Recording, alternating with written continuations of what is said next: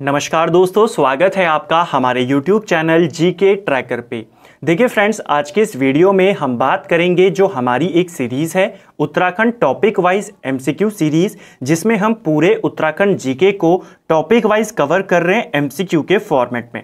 अगर आपने सीरीज़ के प्रीवियस पार्ट्स को नहीं देखा है, आप उनको प्लेलिस्ट में जाके देख सकते हैं। यहाँ ऊपर आई बटन पे आपको सारी इंपॉर्टेंट वीडियोस मिल जाएंगी। आज के वीडियो में हम उत्तराखंड जो जिला परिचय हम देख रहे हैं उसमें हमारे छठे जिले को कवर करेंगे। चंपावत जनपद आज हम यहाँ पर पढ़ने वाले हैं। चंपावत से पूछे जाने वाले जितने भी आपके इंपॉर्टेंट क्वेश्चंस हैं उन सब के एमसीक्यूज हम यहाँ पे कवर करेंगे। ना सिर्फ क्वेश्चन आंसर को देखेंगे बल्कि इनसे रिलेटेड जितने भी आपके कॉन्सेप्ट हैं या एक्स्ट्रा फैक्ट हैं उनको भी कवर करते हुए चलेंगे। तो चलिए दोस्तों, आज की वीडियो को शुरू करते हैं। आज का हमारा पहला प्रश्न है, चंपावत जिले का गठन कब किया गया था? देखिए, चंपावत जिला इसका गठन 1997 में किया गया था। डेट अगर आपसे पूछी जाए तो आप बताएंगे 15 सितंबर 1997 को चंपावत जिले का गठन किया गया। डेट को लेकर कंफ्यूजन है, सारे कंफ्यूजन्स को क्लियर करते हुए चलेंगे। कहीं पर 18 सितंबर भी दिया गया है, अलग अलग डेट्स दी गई हैं चंपावत के गठन को लेकर। आपको किसी डेट को याद नहीं रखना है, आपको केवल 15 सितंबर को याद रखना है, क्योंकि जो ऑफिशियल वेबसाइट है चंपावत की वहां पर भी आपको 15 सितंबर ही देखने को मिलता है। ठीक है, तो आपको ये डेट याद रखनी है। हमने बात तो कर ली कि इसका गठन 1997 को हुआ, 15 सितंबर को हुआ। किस जनपद से इसको अलग किया गया था? तो चंपावत को पिथौरागढ़ से अलग किया गया था। ठीक है, चंपावत शुरुआत में अल्मोड़ा का हिस्सा था, लेकिन 1972 में इसे पिथौरागढ़ की एक तहसील बना दिया गया था। ठीक है, 1972 में इसे तहसील बनाया पिथौरागढ़ की और 1997 में इसे एक अलग जिला बना दिया गया। इसको भी आपको याद रखना है।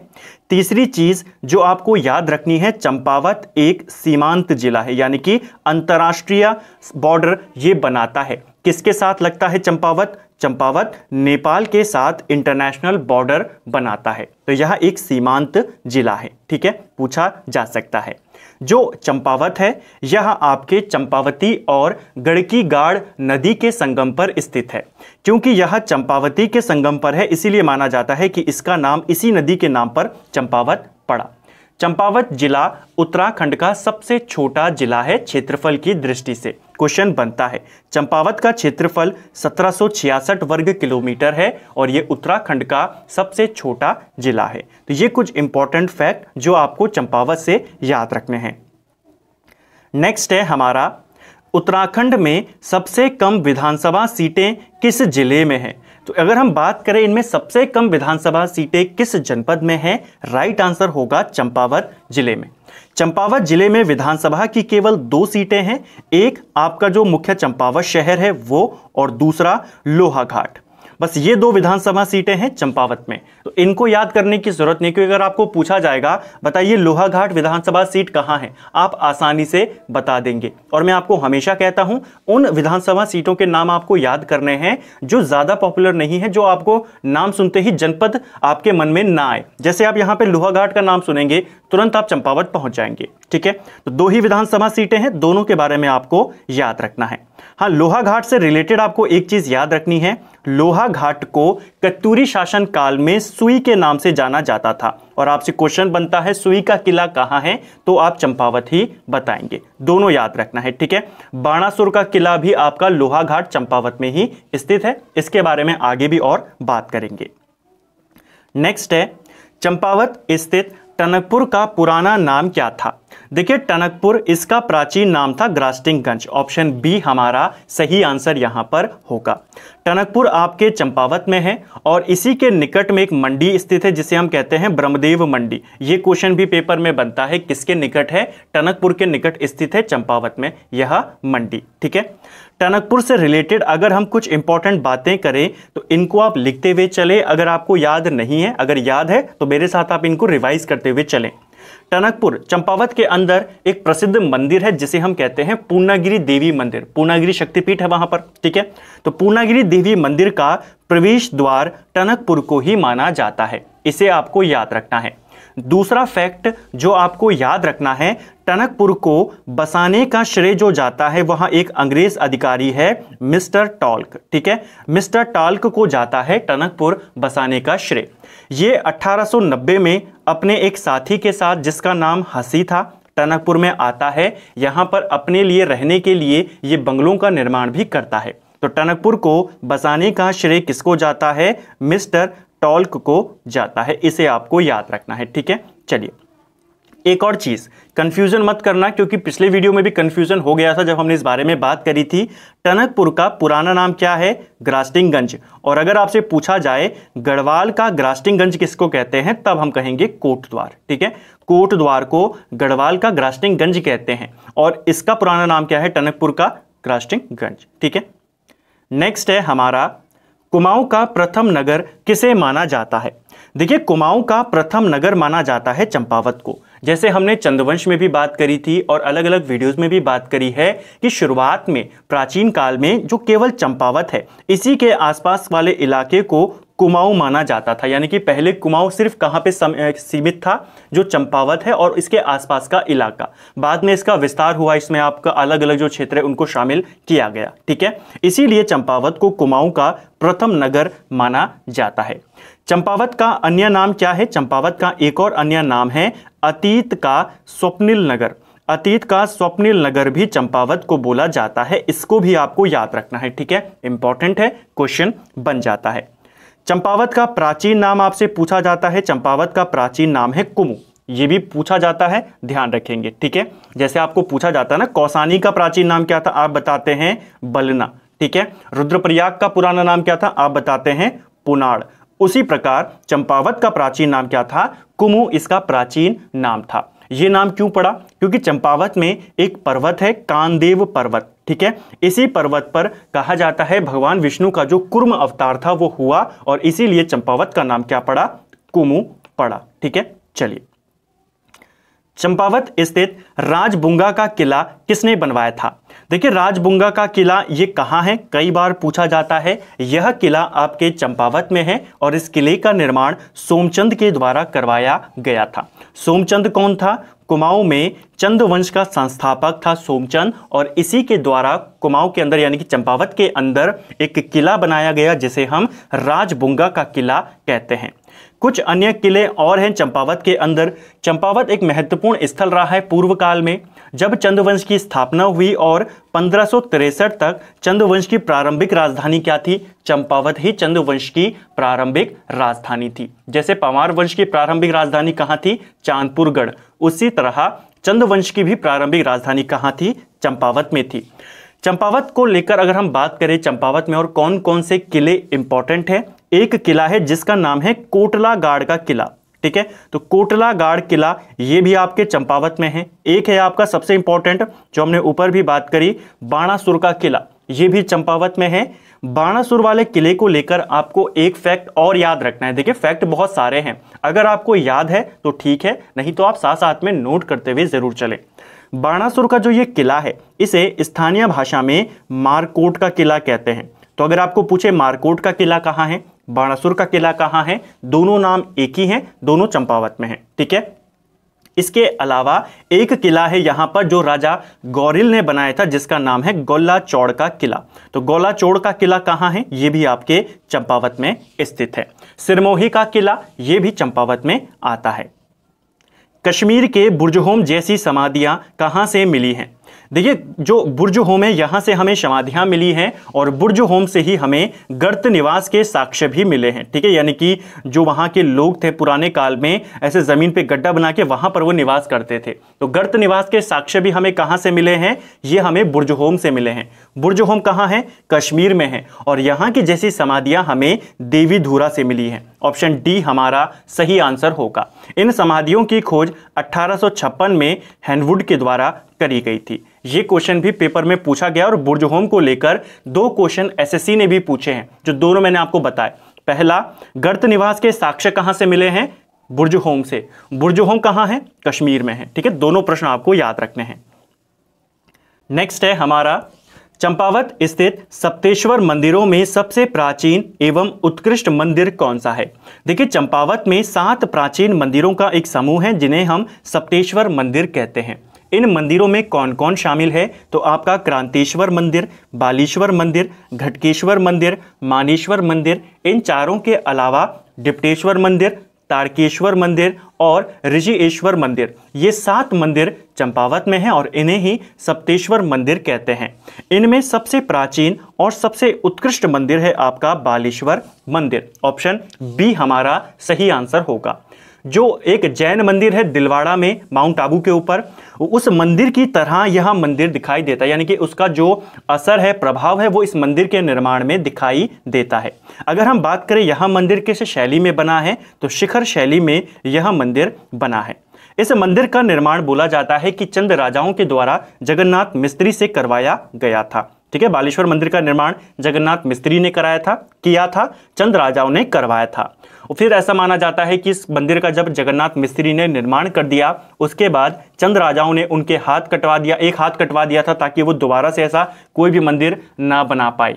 इसके बाद जगन्नाथ मिस्त्री ने अपनी बेटी, इनकी एक बेटी थी जिनका नाम था कस्तूरी, उनके साथ मिलकर एक हथिया नौले का निर्माण करा। एक हथिया नौला ये भी आपके चंपावत में है, ये भी पूछा जाता है। ठीक है, तो ये इसके निर्माण को लेकर कहानी है जो आपको याद रखनी है। इनकी पुत्री का नाम पूछा जाता है, एक हथिया नौला कहाँ है ये पूछा जाता है। ये सारी बातें आपको याद रखना है। ठीक है, अगर हम बात करते हैं अन्य तथ्यों की, यहाँ पर जो यह मंदिर है बालेश्वर मंदिर, इसका जीर्णोद्धार जो चंद राजा था उद्योग चंद, इसके द्वारा करवाया गया था। हालांकि इसने पूरा नहीं करवाया, शुरू इसने कराया, खत्म विक्रम चंद ने करवाया था। ठीक है, इन दोनों को भी आपको याद रखना है। एक और चीज आपको याद रखनी है, सप्तेश्वर मंदिर कहाँ है?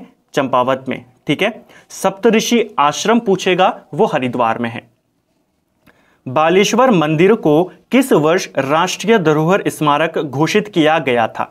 देखिए, बालेश्वर मंदिर को राष्ट्रीय धरोहर स्मारक ये घोषित किया गया 1952 में। ऑप्शन बी हमारा सही आंसर यहां पर होगा।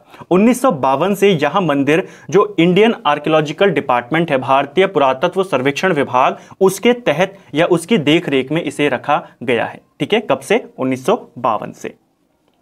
चंपावत स्थित प्रसिद्ध घटकू देवता का मंदिर किस पर्वत पर स्थित है?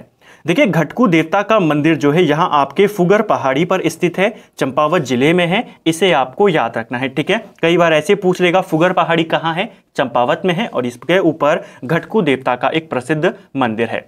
एक और पर्वत है यहाँ पर चंपावत में जो आपको याद रखना है, एबट पर्वत। याद इसलिए रखना है क्योंकि यह पेपर में पूछा गया है आपको डायरेक्टली कि एबट पर्वत कहाँ है, तो यह आपके चंपावत जिले में ही स्थित है। ठीक है, नेक्स्ट है हमारा बगवाल मेले का उल्लेख जिम कॉर्बेट ने अपनी किस पुस्तक में किया है?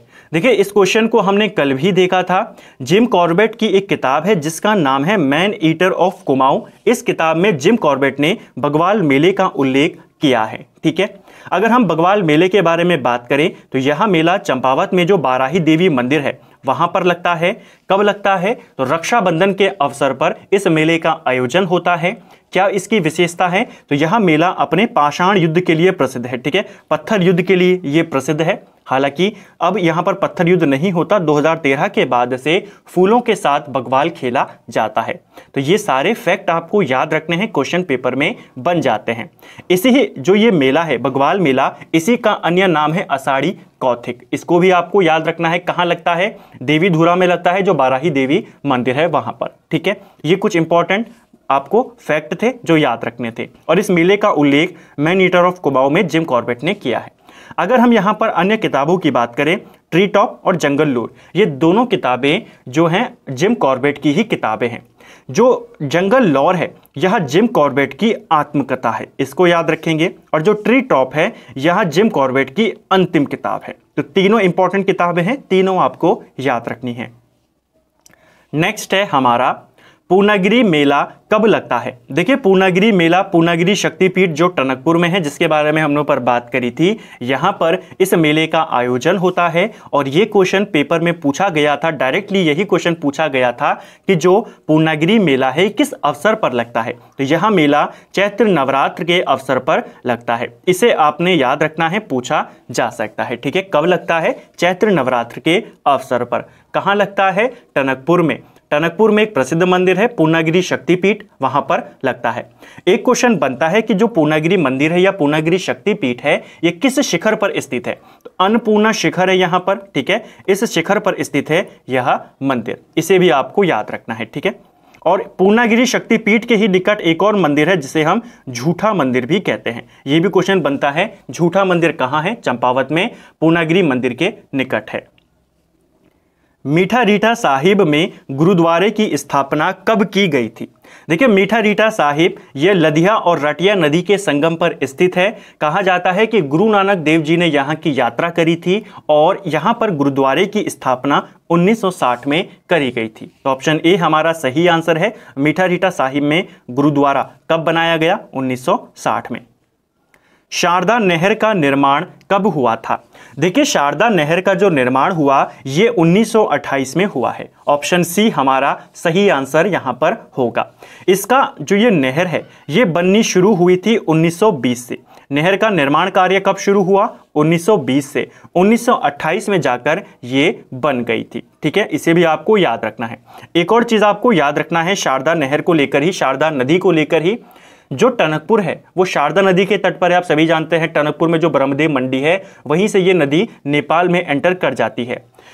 एक टनकपुर परियोजना है, टनकपुर परियोजना इसी नदी पर बनी है और यह परियोजना 1993 में शुरू की गई थी। इसको भी याद रखेंगे।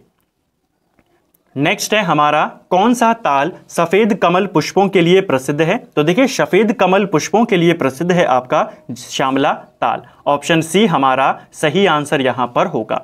जो श्यामला ताल है ये चंपावत जिले में है, सफेद कमल पुष्पों के लिए प्रसिद्ध है, पूछा जाता है। इसी के तट पर विवेकानंद आश्रम भी स्थित है।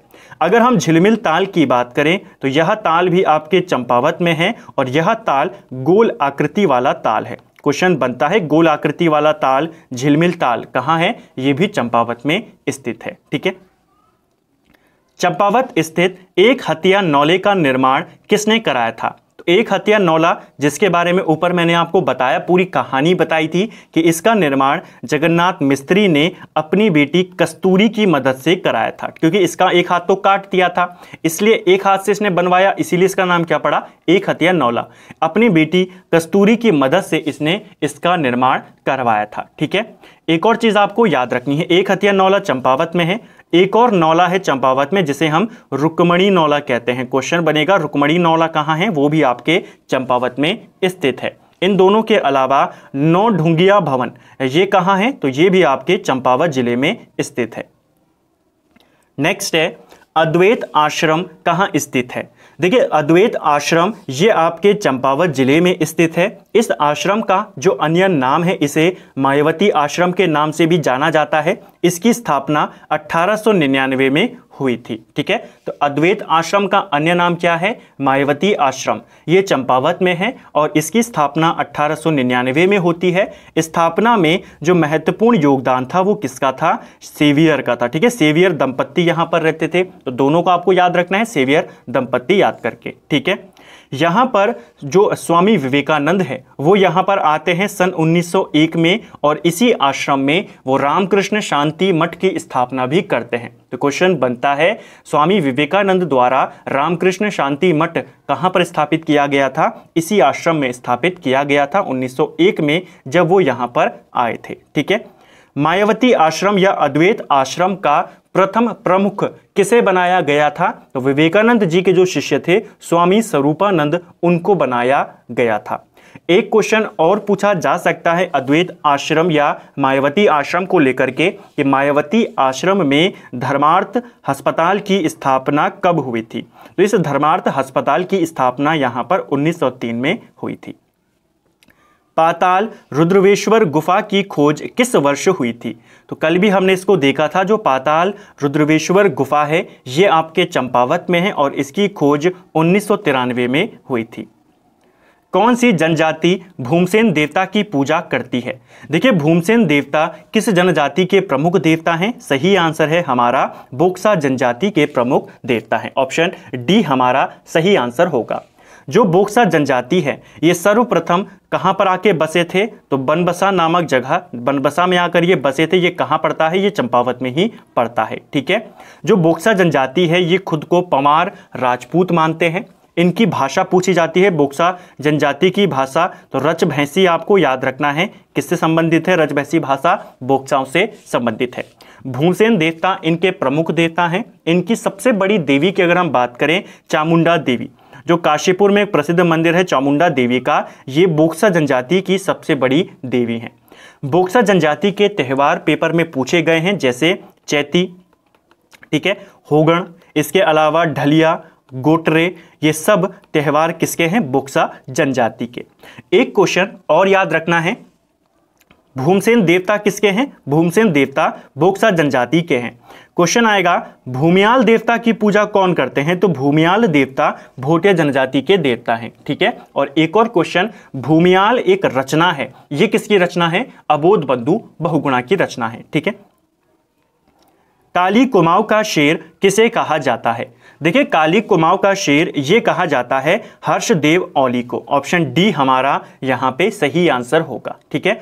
हर्षदेव औली को काली कुमाऊं का शेर कहते हैं। इनका जन्म 1890 में खेती खान चंपावत में इनका जन्म हुआ था। इन्हें काली कुमाऊं का शेर के अलावा कुमाऊं का मुजोलोनी भी इनको बोला जाता है। कहीं पर कुमाऊं का मुजोलोनी है, कहीं पर उत्तराखंड का मुजोलोनी है, एक ही बात है। अंग्रेजों के द्वारा इनको ये नाम दिया गया था। ठीक है, कुमाऊं का मुजोलोनी, इसको भी आपको याद रखना है। जो हर्षदेव औली हैं, इन्होंने 1929 का जो लाहौर अधिवेशन था कांग्रेस का, उसमें इन्होंने भाग लिया था, कुमाऊं का नेतृत्व किया था। उसके अलावा 1930 में जो जंगलात कानून है उनके विरुद्ध इन्होंने कुमाऊं में सविनय अवज्ञा आंदोलन का नेतृत्व भी किया था। ठीक है।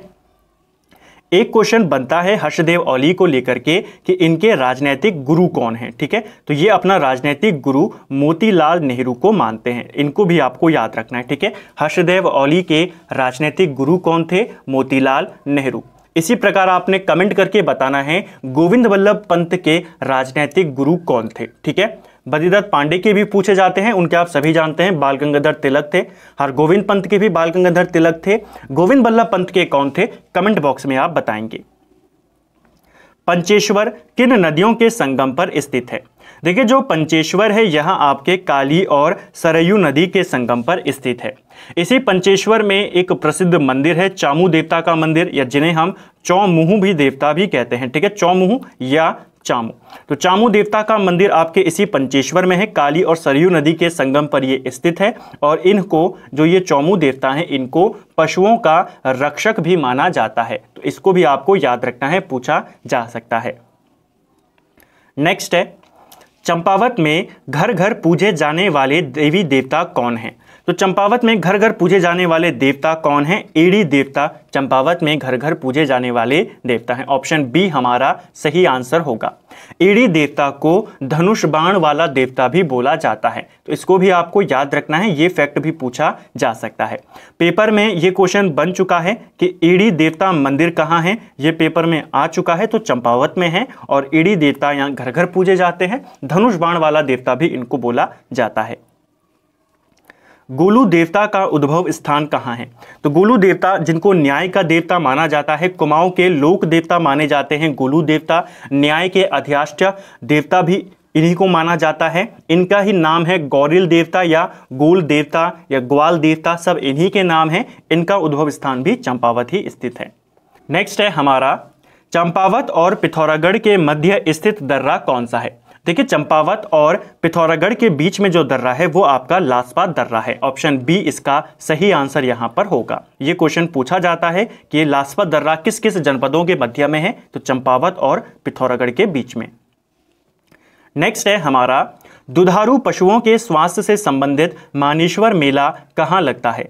देखिए, दुधारू पशुओं से उनके अच्छे स्वास्थ्य से संबंधित एक मेला है मानेश्वर मेला। ये आपके चंपावत जिले में ही लगता है। ऑप्शन बी इसका सही आंसर यहां पर होगा। ठीक है, अन्य कौन कौन से मेले हैं जो चंपावत में लगते हैं? जैसे हरेश्वर मेला, शीला देवी मेला, लड़ी धूरा मेला। ये बहुत इंपॉर्टेंट है, पेपर में पूछा गया है।